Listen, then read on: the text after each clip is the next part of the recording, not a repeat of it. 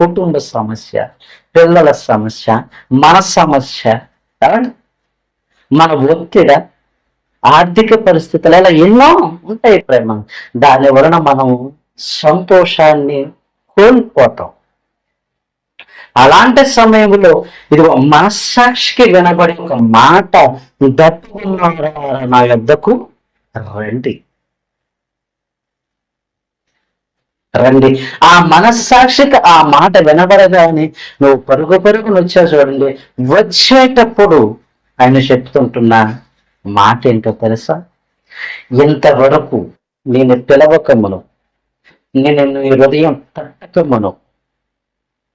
తట్టకమునుపు నీలో ఏం పెరుగుతూ వచ్చాయంటే అసూయ పెరిగింది, వేషధారణ పెరిగింది, ఆ సమస్త ఆ దుష్టత్వంలో ఉన్నది.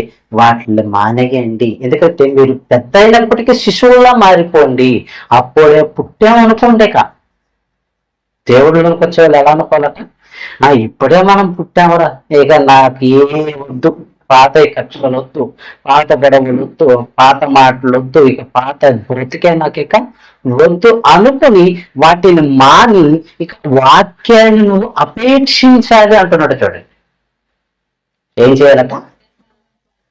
నిర్మలమైన వాక్యం ఇది. తల్లి పాల కంటే శ్రేష్టమైన వాక్యం.